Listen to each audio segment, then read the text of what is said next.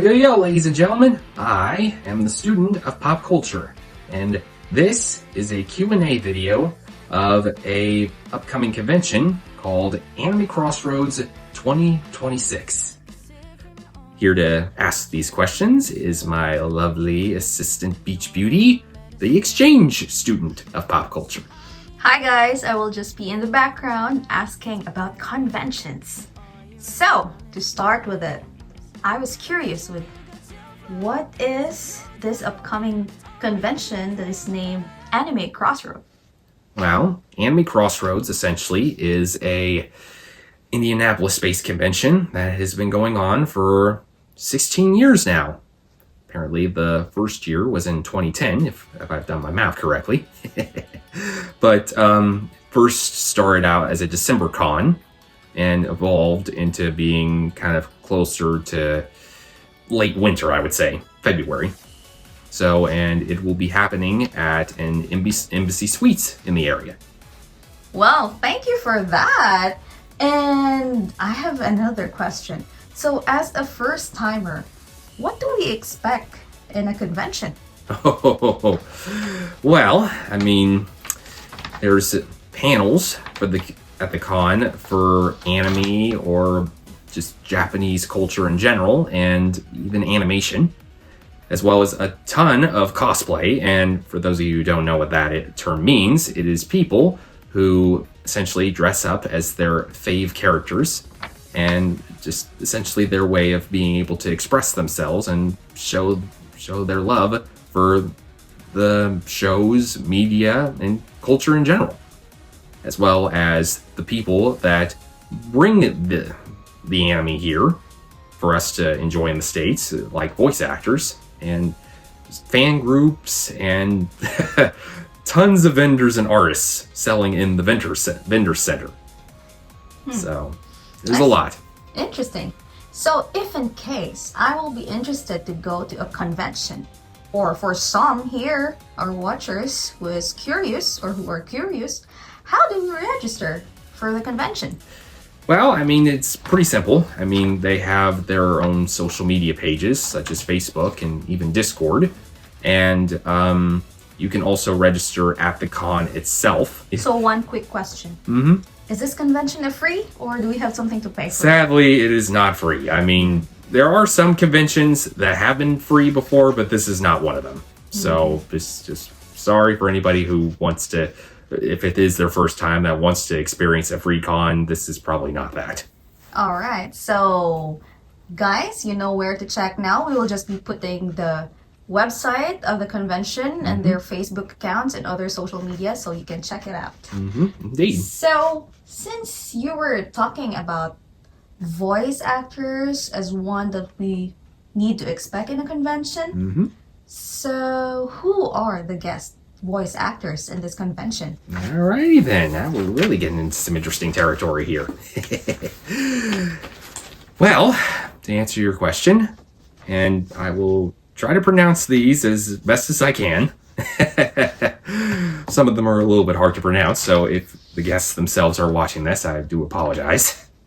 But first up, we have Mallory Rodock. She is, some of her notable roles are Roy from the newest Pokemon series, Pokemon Horizons, that my pal Art and I have actually watched together. Next up is Brian Beacock, who has had quite the role in quite the career in voice acting.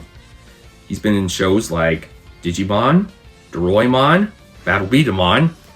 Wait a minute, why do I get the feeling there's a pattern here? JoJo's Bizarre Adventure, Sword Art Online Alicization, as well as a few live-action properties, believe it or not. And then, last but not least, we have Nicholas Roy, and that's Roy spelled as R-O-Y-E. And some roles that he's been part of are Toji Fushiguro in Jujutsu Kaisen. For the Western animation fans, he was Web Stir in the recent Spidey and His Amazing Friends, and Teta Kisaki from the upcoming Toonami show, Tokyo Revengers. So he's also had a long time commercial voice work and stuff like Taco Bell, Pepsi, NASCAR, Hot Wheels, and Mountain Dew, your product named here. Woo-hoo-hoo! Sorry, Looney Tunes back in action joke.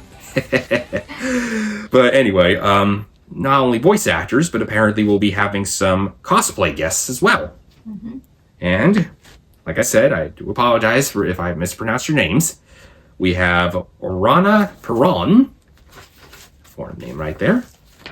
Kid, and that's KYD, Kindred, visual songstress, and sewing artist. Mm-hmm. I see. Very interesting. So I heard about a voice actor voicing some character of Pokemon. So I think that's one of the anime or shows that I know. So yeah, it's something big. Well, I mean, you can look up these people on if you need other like references to look them up. I would suggest stuff like Wikipedia or even a special site I like going to called Behind the Voice Actors.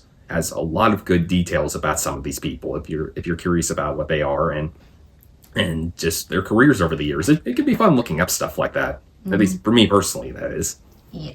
So, since we talk about voice artists and the cosplayers, so aside from those, is there something that we still need to expect, like concerts or bands, something? Well, like I said, some fan groups are actually going to be showing up at this con, and two in particular are Strange Music Squad. They're essentially an Indianapolis-based DJ team, and Dancers in Debauchery, a burlesque variety show. Probably not something for everybody, but notable that is. So will I see them performing in one of these days of the convention? Well, if you check your schedules, yes. We have essentially, like I am holding the official program guide right here. You will get this at the con, or you could even print it, like I have printed right here.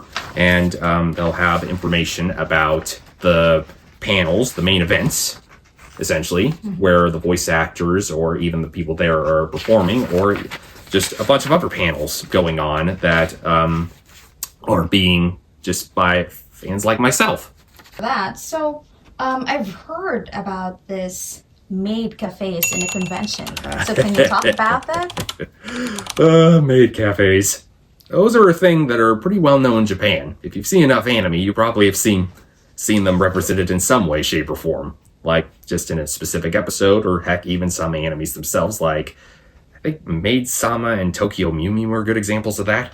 But anyway, so yeah, the Maid Cafe is essentially a cafe that's held by, the official name of the cafe for this convention is one called Pink Peach's Maid Cafe.